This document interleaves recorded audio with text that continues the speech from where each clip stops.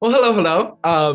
My name is Burke Croft. I'm one of the fellows interns here at the IOP, and I'm so glad to be joined today with one of our incoming fellows for winter quarter, Anna Galland. Hi there, how's it going? Hi, good. So good to be with you. Fantastic. So we are going to do a round of interviews with all of our incoming fellows in lead up to our Meet the Fellows event next week on Tuesday, January 11th. So Anna, why don't we just start off with a little bit about yourself and then a little bit about what you're going to be talking about in your seminars this quarter. Sure. So I'm an organizer. I have spent much of my, professional career figuring out how to move people into action around a common vision, purpose, set of values, agenda. For over 7 years, I was the executive director of the grassroots progressive organization MoveOn. I think the key thing to say on what my expertise is how do you build mass movements that can move us forward as a country towards building a country and a world where everyone has a place of honor and dignity, where everyone can thrive. And what is the opportunity of organizers to create pathways for everyone to have a way to kind of get a handle on building that country together.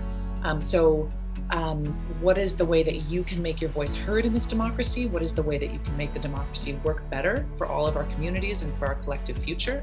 That's the kind of stuff I've had the privilege of thinking about over the course of my career. And so over the course of this seminar, we'll be talking with a range of different leaders and thinkers and organizers about some of the questions about how we can pull our democracy back from the brink and perhaps renew it, reimagine it, revitalize it so that it works for all of us.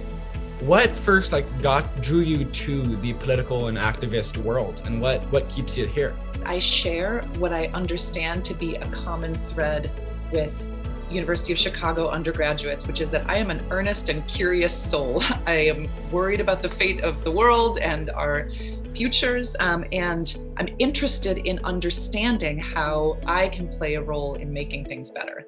I grew up in a kind of civic-minded family outside of Chicago, actually, and my first organizing experience where I really had an opportunity to learn the nuts and bolts of pulling people together, organizing a rally, holding a vigil, meeting with a public official and making our voices heard, thinking about how to move an agenda, not just at the local or state level, but at the national level, was in that context of really raising a collective voice, a principled voice against the invasion of Iraq. I went on from there to get more involved in electoral politics, which is another avenue for us to make our voices heard and to change the direction of our country. I then spent over a decade with the organization MoveOn, which is a national group that provides pathways for people to take action. I guess I would just say, if you're an earnest and curious soul thinking about what your place might be in the next few decades of the country, I'd love to be in conversation with you over the course of this seminar.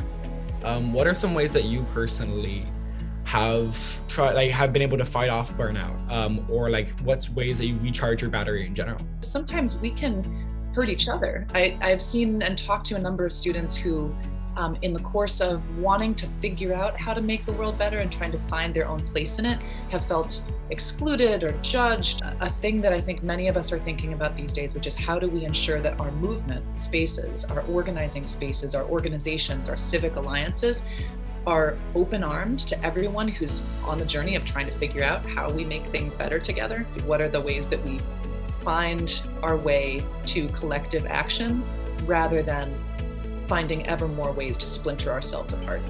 In terms of sustaining my own hope, you really have to maintain a kind of broader vista of what you're aiming for, the time horizon you think you're going to achieve it on, and the expectations you have for your own contribution. And I would just offer that we need to have a kind of reserve of hope and determination, of gritty optimism, to steal a term that I learned from actually University of Chicago undergraduate, in the face of those highs and lows in order to keep ourselves steady for the long haul. Final question then, taking that gritty optimism outside of political sphere. Are you coming into 2022 with any New Year's resolutions or any big goals for 2022? Oh boy, I am looking forward to learning from the brilliant students that I'm going to have a chance to be in conversation with in this fellowship, truly. I'm looking to recharge my own batteries with fresh ideas about what it's going to take to build movements not only for specific policy outcomes, but for the norms, institutions, and spirit of democracy itself.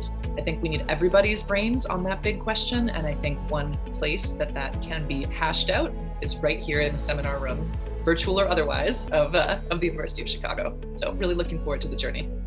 Fantastic. I'm looking forward to it as well. Well, thank you so much. Take care. See you soon. See you soon.